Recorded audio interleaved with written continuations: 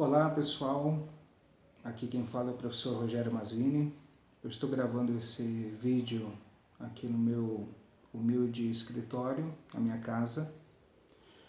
Hoje nós iremos falar um pouquinho sobre política. Eu sou professor de História e Sociologia em escolas públicas. O conteúdo do terceiro ano do ensino médio, principalmente na matéria de Sociologia, é exatamente política. Eu procuro seguir a proposta curricular do Estado de São Paulo e o tema base é exatamente esse para o pessoal do terceiro ano. Mas não é só os alunos do ensino médio, os alunos do ensino fundamental 2 também, eles têm uma crítica com relação ao assunto política. Quando se trata de política, o brasileiro ele apresenta uma resistência, né? Então, esse vídeo é um vídeo simples, bem básico, claro, rápido, mas para a gente poder entender um pouquinho sobre política. A palavra política tem sua origem na palavra grega polis, tá? Polis, na Grécia Antiga, uma palavra grega, o pi, o ômicron, o lambda, o iota e o sigma, polis, com acento agudo no ômicron, polis, que ao pé da letra, hoje, normalmente se traduz por cidade. No período da Grécia Antiga não existia a separação, aquela ideia de separação geográfica e política como nós temos hoje dos países, né? Então existiam as chamadas cidades-estado. Existiam várias cidades-estado. É claro, nos livros de história normalmente aparecem duas como as principais: Esparta e Atenas. E se nós fôssemos nos aprofundar neste assunto dessas duas polis, chegaríamos a uma conclusão que tem características muito diferentes entre elas. E esta é exatamente a questão. As diferenças políticas, a liderança era diferente, o governo era diferente, o sistema de governo era diferente, um exército diferente, uma economia diferente, características comerciais e culturais diferentes também. Mas para vocês terem uma ideia de que política faz parte do dia a dia do brasileiro, não tem como você se livrar da política. Onde existe alguém mandando e alguém obedecendo, isto é política. Onde existem alguém liderando e pessoas sendo lideradas, isso é política. Onde qualquer ambiente social ou qualquer instituição social onde existem regras a serem seguidas, isto é política.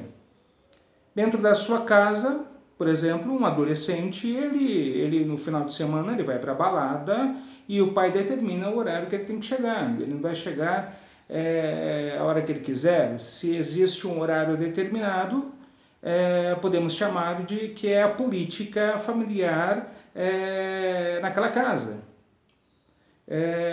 Arrotar durante a refeição, quando todos estão à mesa, isso é a política familiar daquela casa, são regras daquela família, então não tem como, isso é política. Onde você trabalha, de repente você decide, não, hoje eu não quero entrar às 8, eu vou entrar lá para as 10, 10 e meia, eu vou dormir um pouco mais, eu estou cansado. Você não pode fazer isso, sabe por quê? Vai ser descontado, você vai tomar um puxão de orelha, você pode ser demitido. Você tem regras a seguir, você tem hora para chegar. De repente, dependendo da empresa, você não tem hora para sair, mas para chegar você tem. Então, esta é a política trabalhista da sua empresa, ou melhor, da empresa que você trabalha. Se você faz algum curso, ou mesmo a escola, vamos pegar como exemplo uma escola pública. Existem regras, o horário das aulas, o número de aulas, a quantidade lá de minutos do intervalo, existe uma média mínima a atingir em cada matéria escolar. Então, poderíamos dizer que é a política educacional daquela instituição social chamada escola. Sem falar que política mexe com a sua vida, você querendo ou não. Isso não importa. O aumento da conta de água, o aumento da conta de luz, o aumento do aluguel, da gasolina, o aumento dos produtos lá no supermercado no momento da compra do mês, um simples sorvete, um simples lanche, qualquer tipo de aumento, qualquer tipo de juro acoplado a qualquer coisa que você compre, isso está ali a política envolvida. Então não tem como escapar de política. Né? Normalmente os alunos, pessoal, hoje nós iremos falar sobre política.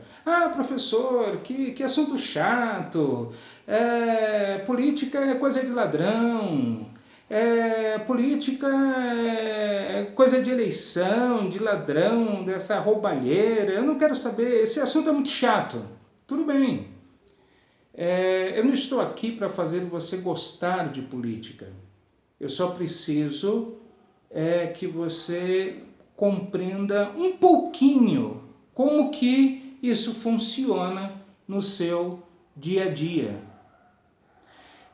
Existe algo chamado Estado. Estado não é uma pessoa. Estado é uma instituição social. Acontece que o Estado, como uma instituição social, ele precisa aí ser separado em 3 poderes. Esses poderes é o poder legislativo, executivo e judiciário. O poder legislativo é exatamente todos os cargos políticos que envolvem leis. Eles fazem as leis, eles discutem os projetos de leis, eles votam as leis e eles são os responsáveis em criar as regras para o Brasil, para a sociedade, para aquela região que lhe é responsável. E os cargos que fazem parte do legislativo seriam os vereadores, os deputados estaduais, os deputados federais e os senadores. Este é o poder legislativo no Brasil. O poder executivo seria o prefeito, são os prefeitos, os governadores e o presidente da República. E o judiciário, o próprio nome já está dizendo, né? Os juízes, os tribunais. Acontece que, além de brasileiro, ele se tornou com o tempo, devido ao desgosto da corrupção deste país, os desmandos e a má administração pública neste país, o brasileiro ele se tornou apolitizado. Eu utilizo esse termo, inclusive, no livro Desabafos de um Professor, de minha autoria. Apolitizado, exatamente isso. Ou seja, ele não se preocupa com a política deste país. Ele não se preocupa em saber sobre política. Ele não se preocupa em se envolver com a política. A política é a administração pública. É algo extremamente saudável. O grande problema no nosso país é a politicagem. É a forma errada, corrupta de se praticar a política. Aí sim é onde está o grande erro.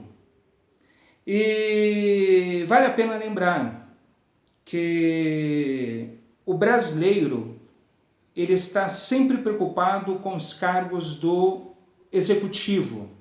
Se você perguntar para o seu pai, para o seu avô, para o seu vizinho, e perguntar para ele em quem que você votou na última eleição para prefeito, ele vai se lembrar. Em quem que você votou, qual candidato que você escolheu para governador na última eleição? Ele vai se lembrar. Em quem que você votou na última eleição para presidente da República? Ele vai se lembrar. Mas se você perguntar para qual político ele votou para vereador na sua cidade, ele não vai se lembrar. Deputado estadual, no estado onde ele mora, ele não vai se lembrar. Deputado federal, para representar o seu estado, lá no Congresso Nacional, ele não vai se lembrar. Senador, ele não vai se lembrar.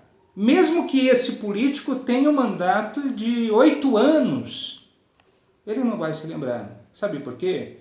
É cultural no Brasil o brasileiro se lembrar só dos cargos do executivo. O legislativo, ele não se lembra. Mas cá entre nós, deixa eu te contar um segredinho. Quem manda nesse país é o legislativo. São eles que votam. O próprio presidente, em vários momentos, fica nas mãos deles. E existem leis que determinam um número mínimo de votos para aprovar ou não um determinado projeto, uma reforma, por exemplo. Cá entre nós, são esses caras que mandam no Brasil. Então vamos abrir o olho, pessoal. Prestar atenção em quem votamos para vereador, deputado estadual, deputado federal, senador. Esses são os caras que fazem as leis. Aliás, diga-se de passagem, um desabafo aqui, mais um desabafo de um professor. O Brasil não precisa de mais leis. O Brasil já tem lei demais.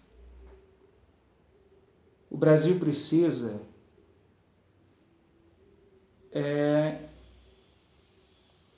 que as leis que já existem, elas funcionem. Aí que está a grande questão.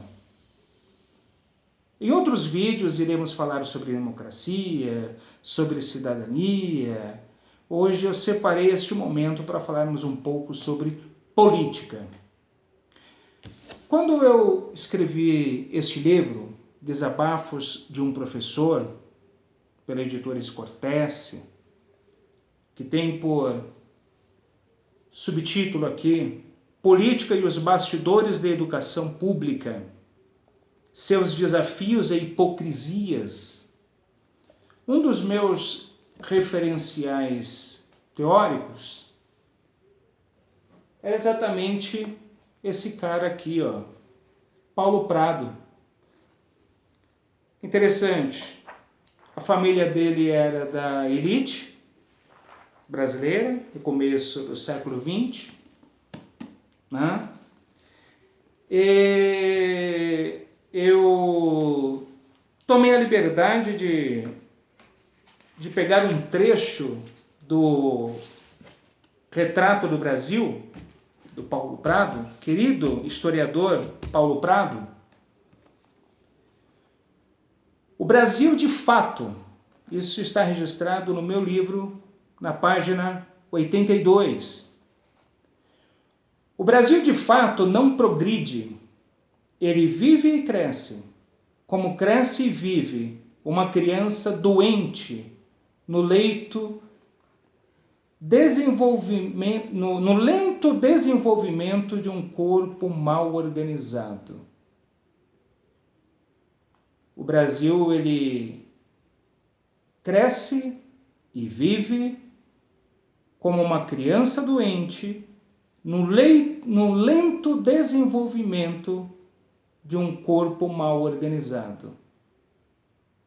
O Brasil é um país rico, ele só é mal administrado. O Brasil é um país rico, só existe uma tremenda corrupção. Existe uma parte aqui não foi o Paulo Prado que escreveu, não, fui eu que escrevi no livro Desabafos de um Professor. Eu quero fazer uso de uma figura de linguagem neste momento. Aí vamos lembrar comparações, parábolas. O europeu praticava a luxúria e a cobiça sexual com relação às índias, negras e brancas, ao longo da história do Brasil. Da mesma forma, políticos e empresários praticam a luxúria e a cobiça com relação aos cofres públicos, promovendo negociações inescrupulosas, não resistindo à tentação diante da abundante possibilidade de enriquecimento ilícito, gozando exaustivamente mediante o prazer da corrupção. Vale lembrar que a palavra corrupção significa, lá no seu original, né, lá na sua origem, apodrecer-se, apodrecer de dentro para fora.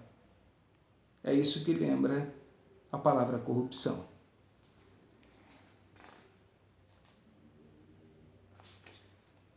Eu gostaria de ler só mais um trechinho aqui, que eu acho que seria interessante para a sua reflexão. Vivemos em um país que está entre os países com maior carga tributária do mundo, no ranking internacional. Carga tributária mesmo, tá? Neste país temos que pagar para nascer, temos que pagar para viver e temos que pagar para morrer. Até depois da morte, você estará gastando. Já pensou? Até depois da morte, você ainda estará pagando impostos. Eu fico pensando, o brasileiro ele é esperançoso ou iludido? Talvez eu nunca chegue a uma conclusão. O Brasil de hoje é um país fenomenal, um gigante dormindo. Ao mesmo tempo, a corrupção e a má administração estão fazendo do Brasil uma republiqueta de quinta categoria, cheio de injustiças e desmandos, deixando o brasileiro com muito medo. E aqui eu encerro com uma frase minha interessante. O Brasil é semelhante a um trem desgovernado, sem freios e em alta velocidade, prestes a uma catastrófica colisão. Quase que a palavra catastrófica não sai, né? Prestes a uma catastrófica colisão. Brasil, um país simplesmente paradoxal. Este é o país que nós vivemos. Espero que tenham aprendido aí nesse conteúdo de sociologia, de ciências sociais. Eu espero que eu possa ter contribuído pelo menos um pouquinho aí para o seu conhecimento, informação e formação. Às vezes erramos pela falta de conhecimento, às vezes cometemos escolhas erradas por falta de conhecimento, mas vale lembrar, enquanto respirarmos, ainda dá tempo de tomarmos uma atitude. E não se esqueça, precisamos decidir que tipo de Brasil nós iremos deixar para os nossos filhos e para os nossos netos.